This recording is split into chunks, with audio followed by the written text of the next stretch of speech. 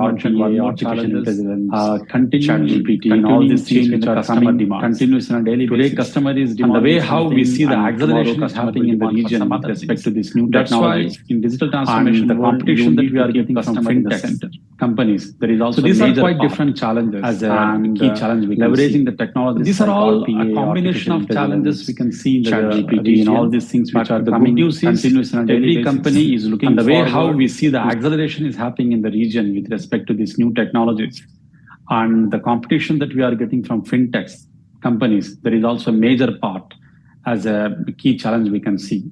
So these are all a combination of challenges we can see in the region, but the good news is every company is looking forward to see these challenges and they are putting an action plan to move forward. So in a nutshell, I can say challenges do exist. Today we have challenges with respect to legacy, but tomorrow we will definitely have challenges with respect to how to retain our key resources who will be the part of these digital transformation journeys. Over to you, Sana. Yeah, Imran, honestly, that's fantastic because that's given a holistic view of the challenges. And I think when we talk about digital transformation, we often naturally think more about the technology side of things.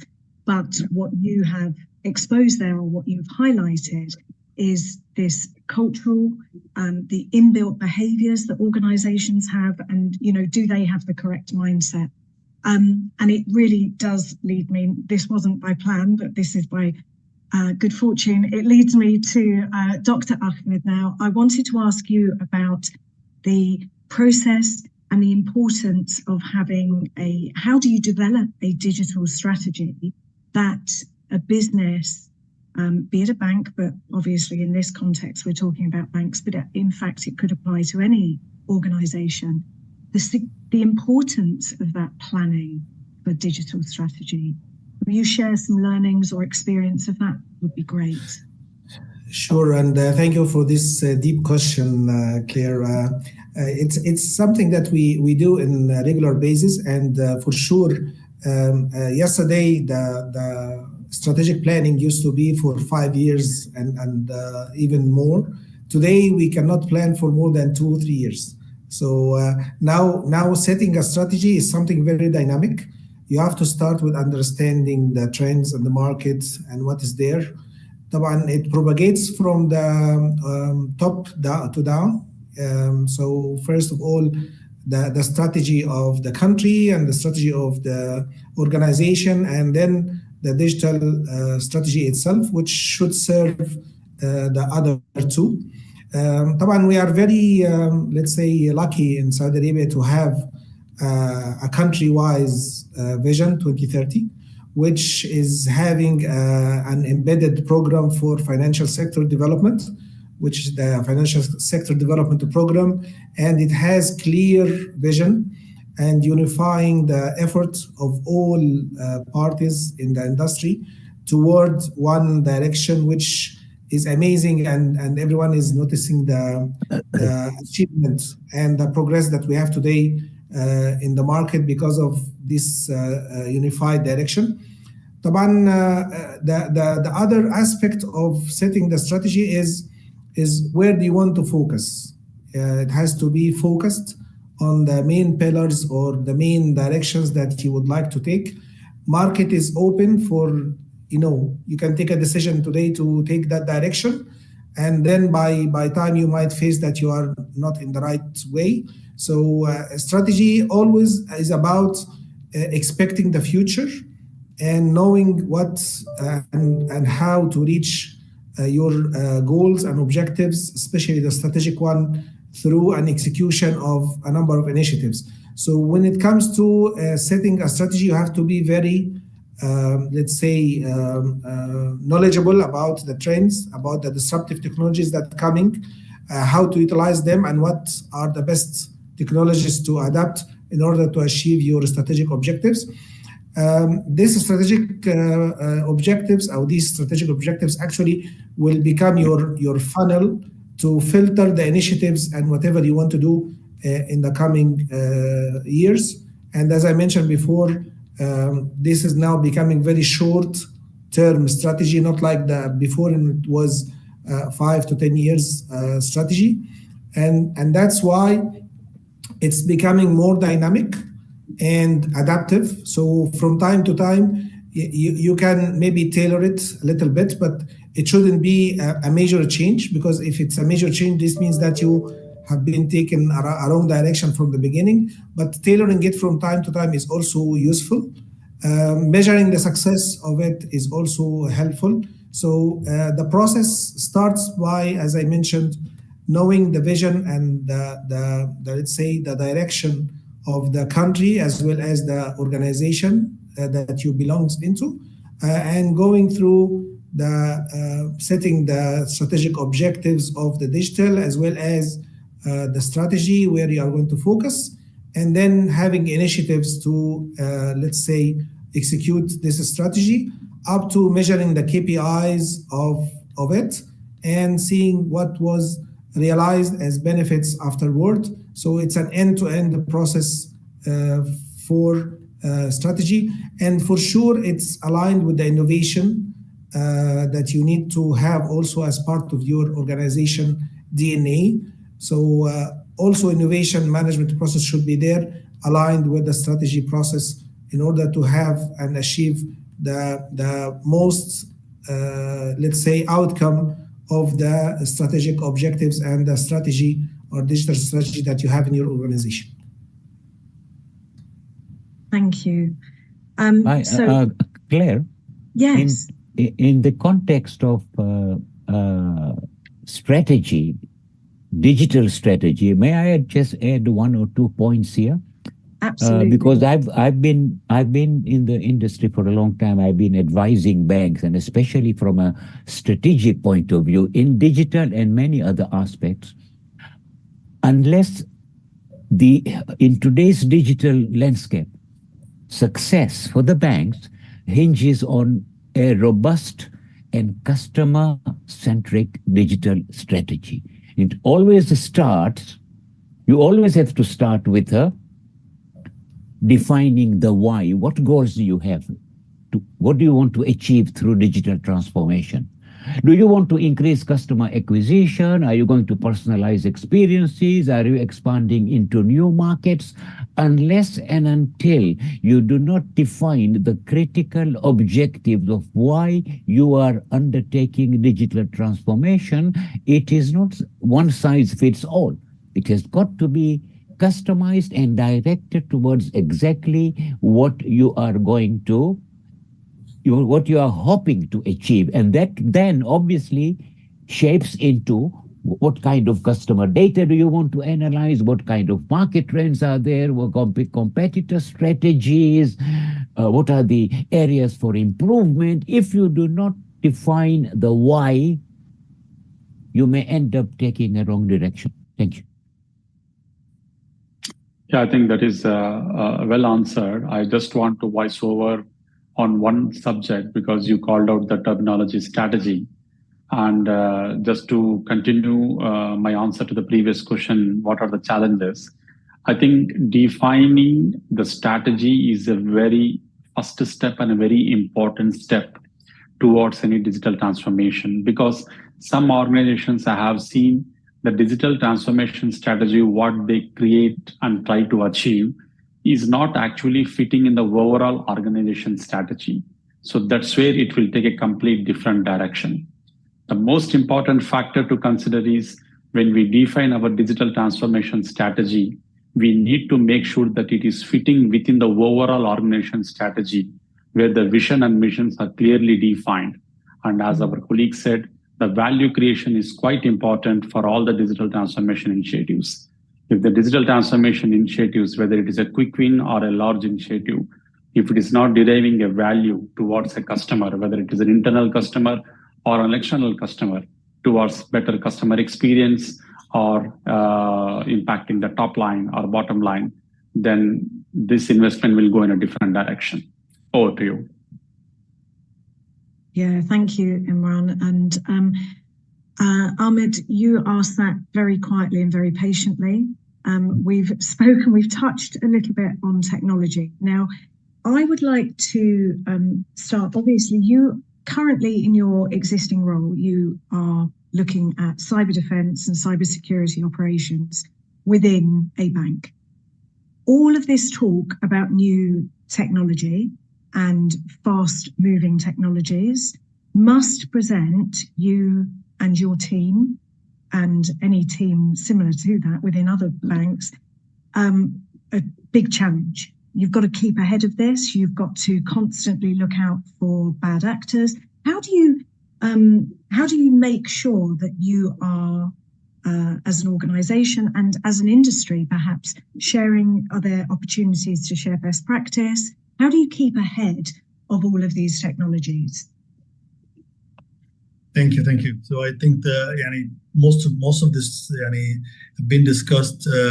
When it comes to technology, of course, there's no way. We have seen this during the COVID, being very evident how the digital transformation, how the digital banking made our lives easier, and we were able to continue and to survive doing all our financial obligations, our financial transactions, all those kind of things, which is very challenging. Now, all our customers, everyone, including us, are asking for more and more to be done on a kind of a digital platform or a wallet or a payment application and so on.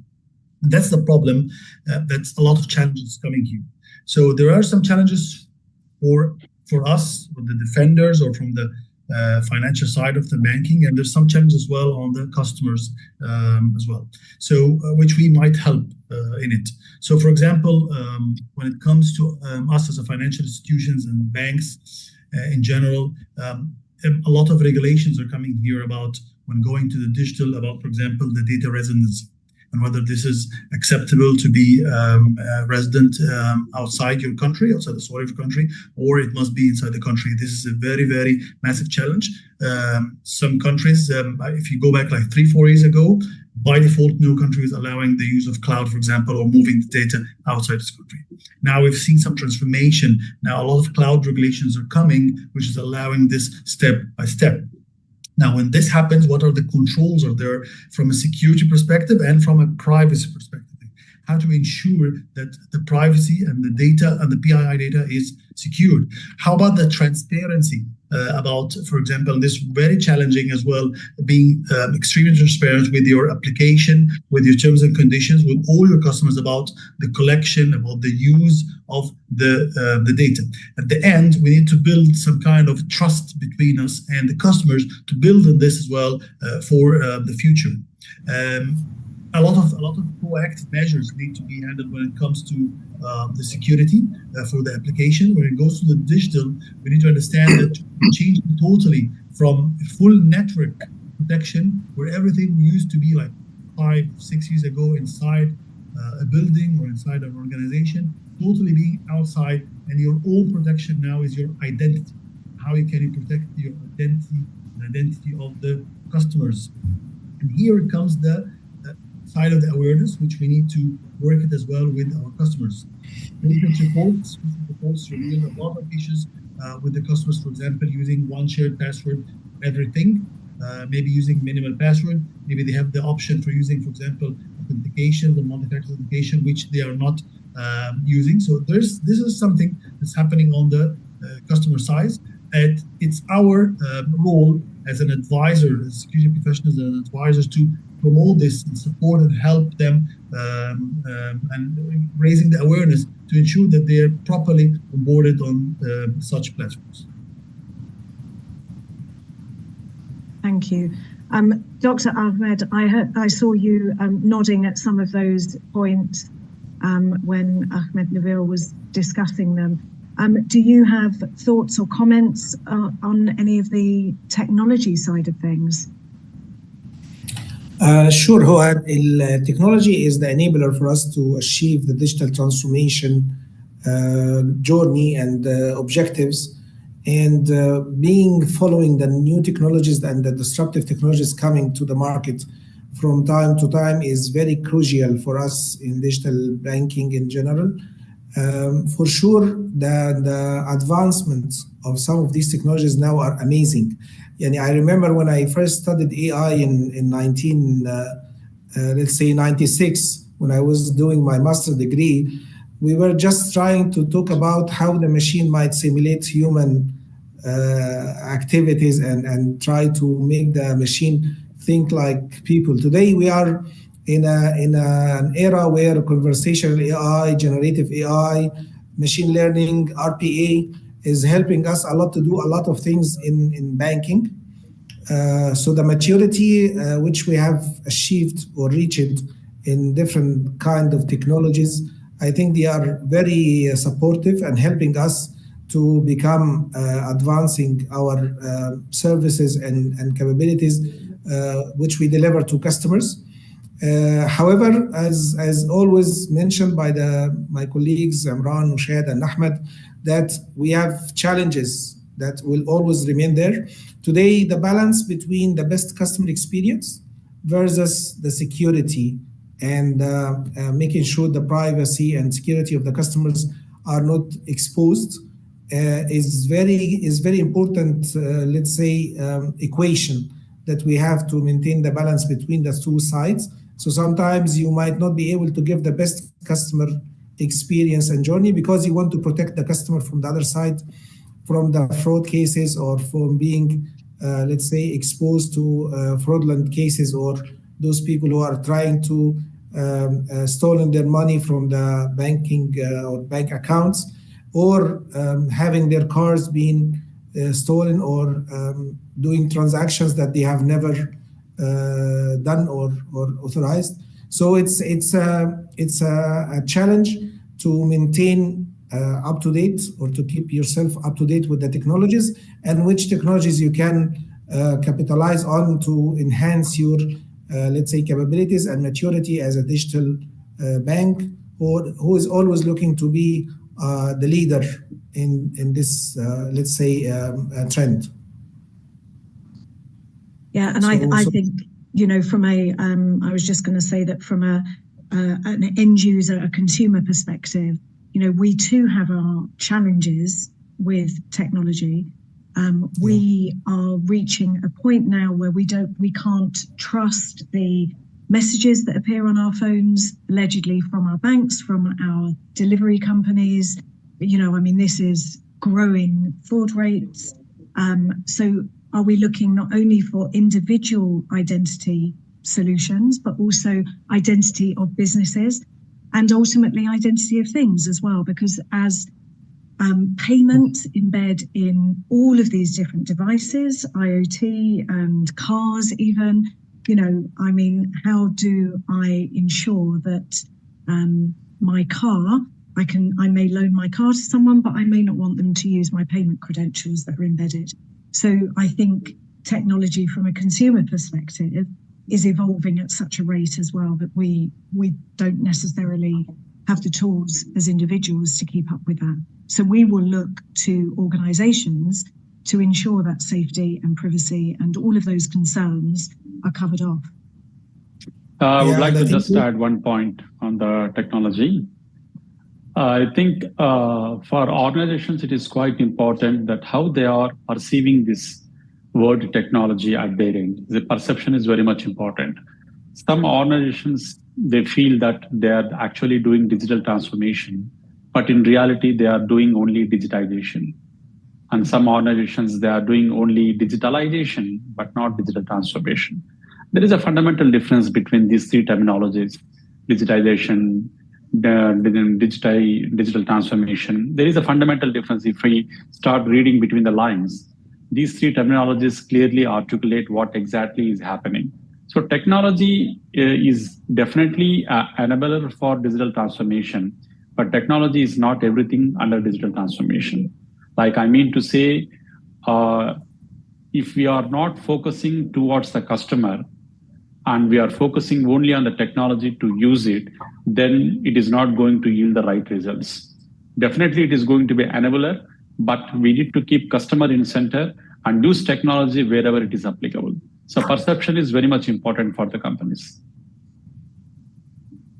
In fact, you are absolutely correct. I've always been advising the banks that any change that you want to introduce, whether in terms of technology, whether in terms of processes, whether in terms of any other relationship building, unless and until it can make a positive impact for your customers, don't do it. Because it will be pointless doing it just for the sake of doing it. At the end of the day, if your customers do not benefit, that particular effort and the expense would be actually misspent as far as I'm concerned. I agree. Yeah. That's the problem actually. Yeah, we have seen that people are just running for the new technologies, and maybe it's a kind of mistake how it's positioned, or maybe how the vendors are trying to position it in the market, while it's not abused.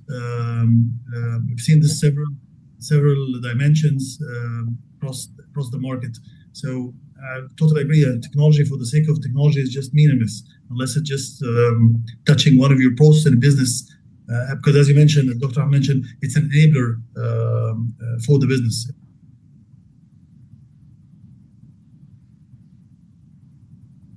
True. And if I can add maybe to what Ahmed has mentioned, that having technology protecting us versus risks and fraud cases is very crucial. So it's from one side, it's enabling us to provide the services, and as well as to protect us from being, threatened or vulnerable to the threats and attacks, especially with the advancement of the cyber attacks and these kind of techniques that we have today, social engineering and blah blah blah.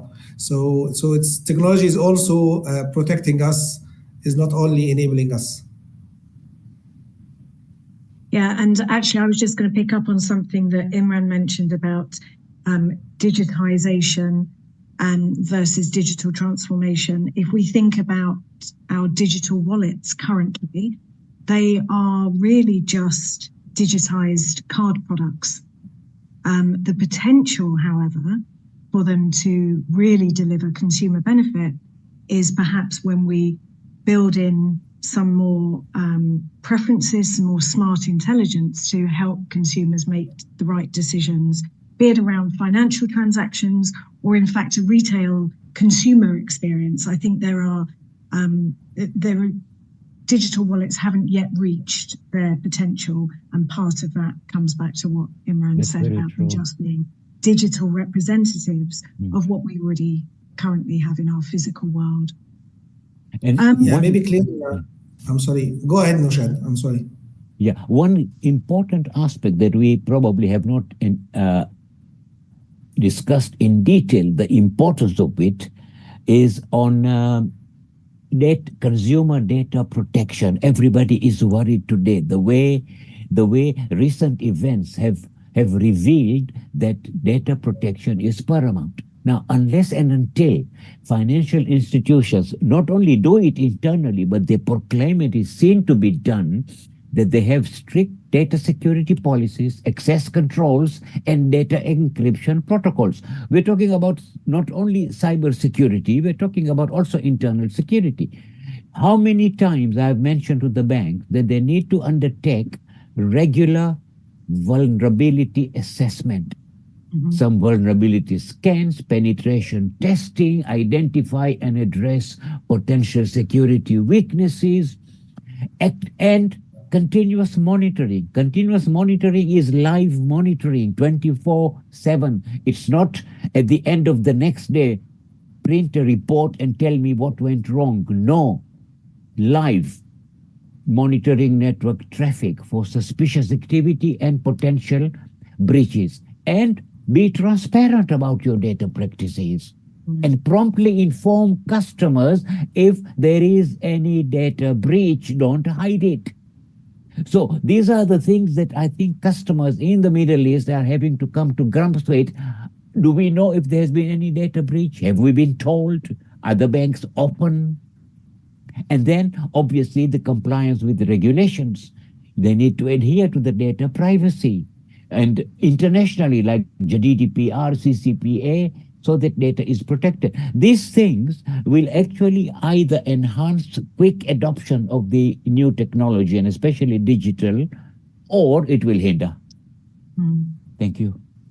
No, thank you. I think this is, it is so valid to discuss this, but it's actually, that is quite a hard conversation to have with your chief risk officer or your head of security, to say, actually, we need to run a risk assessment, we need to monitor for those vulnerabilities, because actually the conversation then points to the fact that the implementation may not have been correct. So sometimes that is a hard conversation to have. And I don't know if Ahmed Deville, if you have a view or experience in that, in how you ensure that security testing, penetration testing, along with the compliance side of the business, you know, I mean, that really, ultimately, this is the safety of the future of organizations, isn't it? That's true. That's true. And I think, again, because this is, I mean, we're coming in a better and mature. I mean, if you think about this, like 3-4 years, and now, as my colleague mentioned, we are having now a lot of regulatory bodies, a lot of regulations mandating all these kind of things, all these kind of controls, and irregular checks and follow-ups. I think the problem is that most of the people used to think about these regulations and these regulatory bodies more about, it's just a checklist that you need maybe to do on a regular basis, and that's it, until someday they're going to be hit by some kind of a problem. And that's the issue. The regulations now are getting matured. Like 3-4 years ago, they would not be taking in effect the new side of things, like, for example, the blockchain or the cloud or whatever. But now they're getting really mature. This, as my colleague mentioned, the regular assessments, the regular and periodic checks and assessment on your state and on your controls is crucial, because things are changing and evolving rapidly. I mean, whatever you were doing now, you cannot sit and get relaxed, and this will survive with you for the next maybe 3 or 4 years, because a lot of new factors are being added in the equation. And that's where it's very crucially important to ensure that you're having these regular kind of things of assessments. When it comes to the controls, and when you think about the fintechs and applications, security, as we always listen and hear about people just mentioning that this needs to be bolted and things, it needs to be coming from the start of any process or any project till the end. We as the security professional, for example, when developing applications, we have our secure development lifecycle. These kind of controls need to be added from the start, from the discussions, from the beginning, from the value to the customer, from the information gathering, during the implementation, during the testing, before launching it, ensuring the controls, as Nishad mentioned about the pen testing, about the application testing, following some best practices all the way, and ensuring that nothing is launched or going out to the market or live or offered to a consumer, which will handle its consumer and confidential data without passing by these proper gates or proper channels. If you allow me, I think adding to all this discussion, I just need to maybe mention one point, so we don't have to forget about the business aspect or the customer aspect of it, because today customer want to use the digital services or digitalized services and transformed services in a secured manner. But today the customer is also want to have some sort of a lifestyle kind of things that can help him to live easily, to make things easily and achieve whatever he wants. Yani the customer might be on his way to the airport while he's booking the flight. So any trouble will happen to this journey during that very short time might hurt him not to travel on time. So a lot of things that we can express about. So today, the digital transformation when it comes to being part of the lifestyle of the customer is becoming not only needed, but also becoming as, let's say, a demand which is becoming part of the day-to-day and minute-by-minute activities of the customers. This is adding to what we have mentioned about protecting the customer against any fraud or things like this. Also, from the other side, helping the customer to live a better life in an easy way. Yeah, I mean, we've become time poor. We expect, because of our mobile devices and mobile connectivity, we expect immediacy of services, and we're all guilty of it, aren't we? We tap impatiently if things don't happen as quickly as we would like them to, perhaps not understanding the complexity that sits behind this.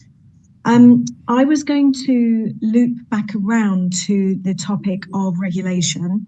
I am conscious that we are now coming to towards the end of this fascinating session. So just to remind our audience that if you do have any questions, please pop them into the LinkedIn Live chat, and we will make sure that those get fed through. I hope we will have time to answer any questions that come through, but if we don't, I'm sure we can cover it off afterwards in some post-event material, or indeed in April. So just then to come back round to regulation, regulation is hard and it takes time. Do we think as an industry we work closely enough with the regulatory community to share learnings, set realistic expectations? And I'm really opening that up to any of you to see what your thoughts and views are on the regulatory side of things. One thing I would like to mention here very quickly up front that I have observed and continue to observe, we're not talking about, for example, regulators to actually make sure that they create supportive regulatory frameworks for innovation, make sure data privacy is there. These are the cybersecurity standards. One thing that I've noticed is the development of clear guidelines for digital adoption, its consequences, and fintech activities. That, I think, is still lagging behind what the financial institutions want to do, especially from the aspect of protecting consumers from the financial risks in connection with the new technology, because I've noticed that financial institutions will always fight back if a customer somehow, through deception, loses money. And individual customers don't have a deep purse to actually fight back on a legal basis in any way. So they rely on the bank's good faith to actually be willing to refund. Then, what is also, I think, lagging behind as far as from a regulatory aspect is concerned is the promotion of fair competition and prevention of market dominance by some giants. And I'm not talking about Middle East here, I'm talking about the world even. The dominance by tech giants. Now, these things, they are impacting, of course, not only the development, but also the acceptance of these new technology, and especially digital technology. Thank you. Thank you, Nishad. Yeah, Claire, I just maybe need to add one important point. I think from my point of view, regulation is something that's also help us to integrate and transform. So it's not only about setting some constraints or let's say things that might be being mandatory on us, which might be tiding our flexibility or so.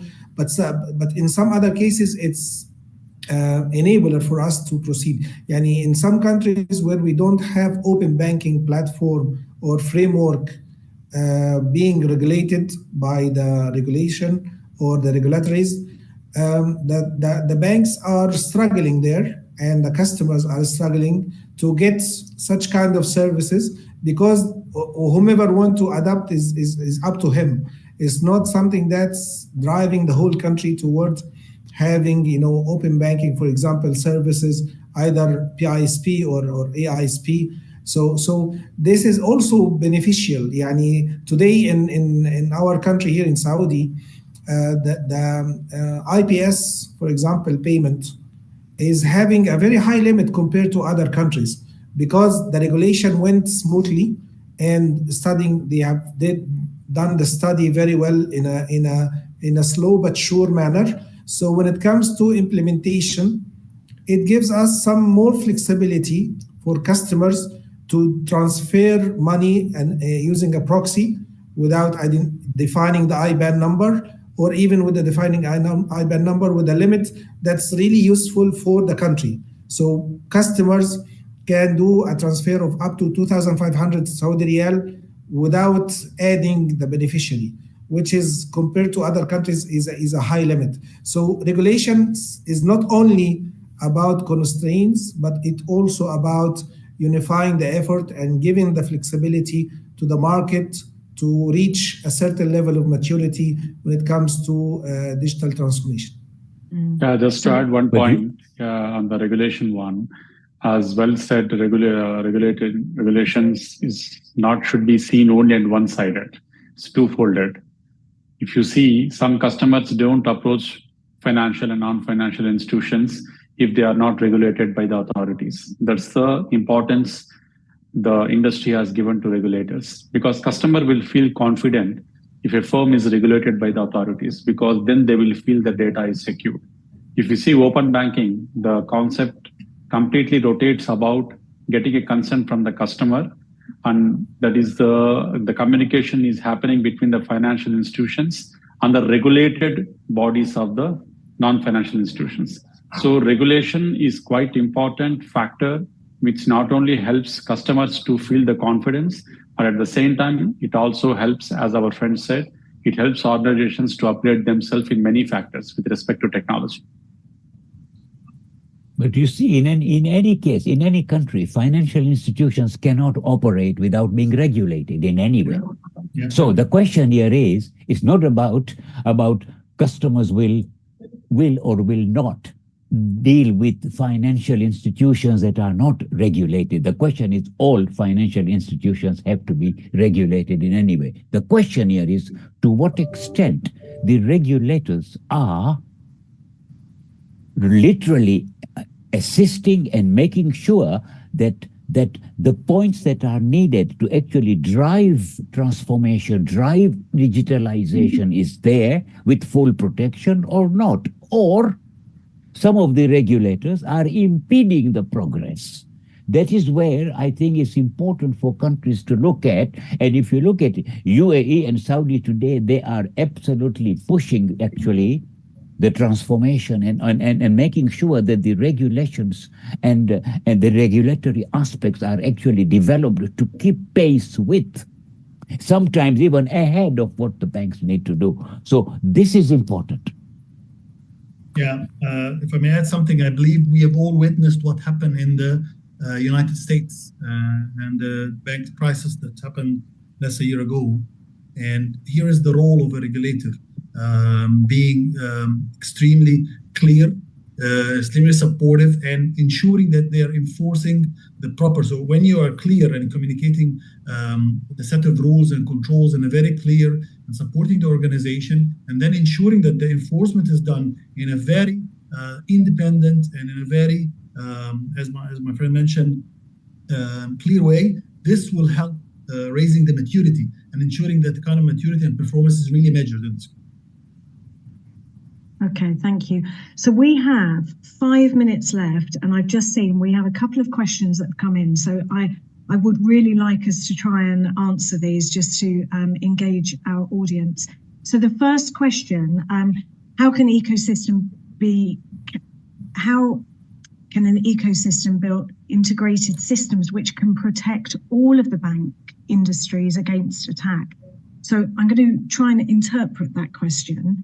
And I think it is asking, is there something that collectively the banks can do to protect themselves? So is there a collaboration or an agreement that can be in place to support all of them in sharing best practice and things like that? Maybe Ahmed Nabil can be one of the best to answer this, but from my business perspective as a digital transformation person, I believe that some of the technology that we are using today, for example, like API, APIs are self-protected because normally the connection is very secure between the organizations who are working together. For example, either a fintech company backed with a bank, or a TPP which is residing between the customer of the bank and the bank. So when we apply these security standards and the communication is API based, so there is no such opportunity to penetrate or to attack these API calls, because they are normally secured in a very closed and secured channel. Maybe still the front end, which are the applications and the portals, are exposed to such kind of attacks. But I believe that from the maturity that we have reached from security technologies that we have today, this can still be worked on to better protect the ecosystem against attacks. Okay. You see, in terms of this, it is so critical because the financial sector already has a deserved reputation for taking cybersecurity seriously. You see, with cybersecurity, you run a lot of risk, reputational damage, financial damage, and disruption of your actual business, because you've got highly sensitive data and huge sums of money that move among the banks. And maybe something that we need to mention here that we've not mentioned before is, and everybody knows, it's about the dark web. It's very vital for organizations to equip themselves with the intelligence and the capability to defend themselves against impending attacks.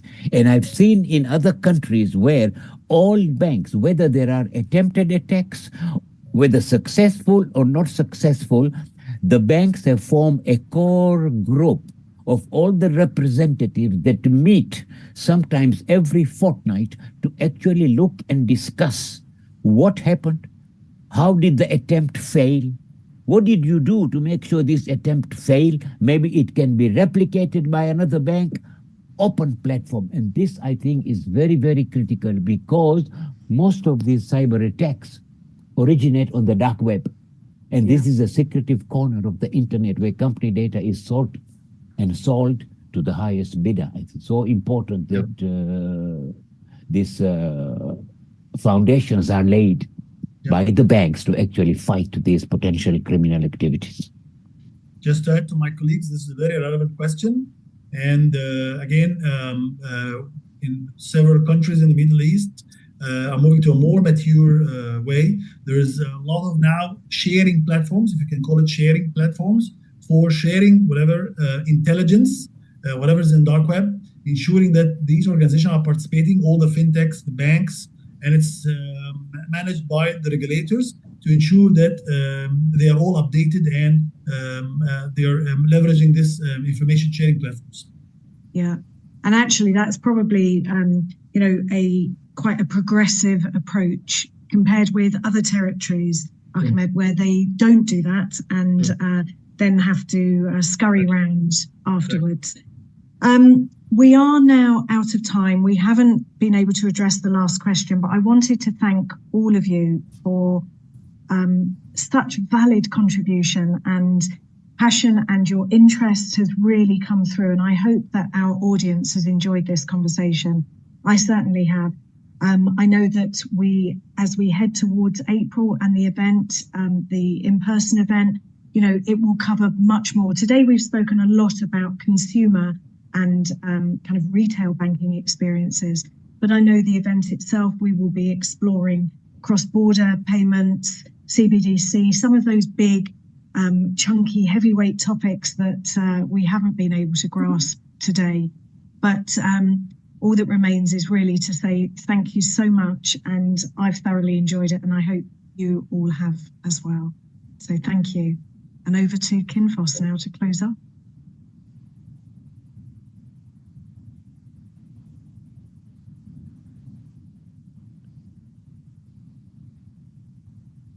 Thanks, everyone. Thank you. Thank you very much. Thank you very much. It was indeed interesting. Thanks, Claire.